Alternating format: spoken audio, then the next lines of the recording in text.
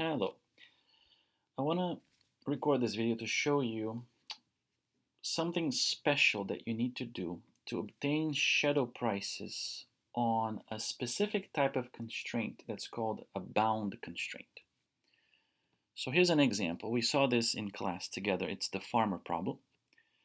And imagine that this problem had, in addition to the original constraints here, one more, which is a limit on one of the variables.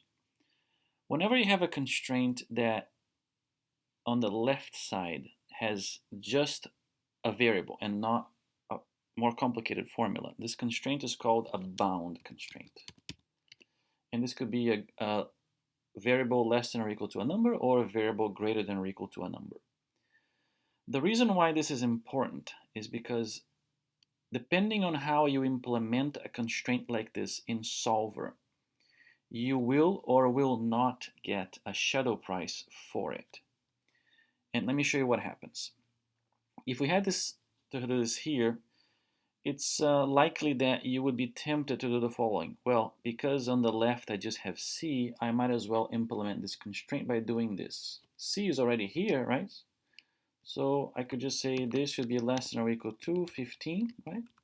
And I can simply put that in Solver. Okay, so let's see what happens if I just tell Solver C4 less than or equal to E4. Let's go in there. And I'm going to add this constraint, C4 less than or equal to E4. And I'm going to solve it. And I'm going to get the sensitivity report. Once it's done, and notice I have the three resource constraints. Because I want one shadow price for every constraint, I would expect a fourth row in my constraint table. But when I go here, I don't see that, right? You see shadow prices for the labor, fertilizer, and land constraints. Now, I want to know, right? Maybe I want to do sensitivity analysis or do an analysis on that bound constraint on the corn variable. So how do I get this fourth row here? The reason that row wasn't printed is because you implemented this constraint directly using the variable cell C4. So the trick here is to indirectly refer to the variable by making a constraint like this. So let me delete this. And I'm going to simply add one more here. Okay.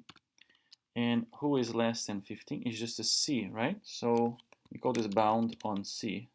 Bound on C. So wheat is not involved, only C is involved. So if I pull this sum product one more time down here, now what I get there is 1 times C as a formula in D9, and I still get C less than 15 as before, but now notice this is referring to C4, is not using C4 here.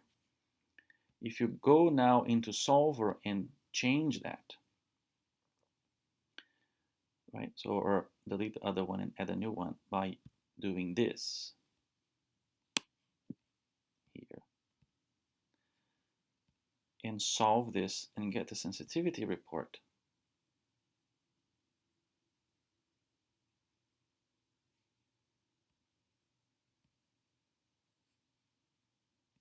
Now you see there is a fourth row here. Okay, and I have a shadow price for that right-hand side of 15. And then you can do an analysis and do all of those kinds of what-if questions that we did together in class. So this is what I wanted to show you.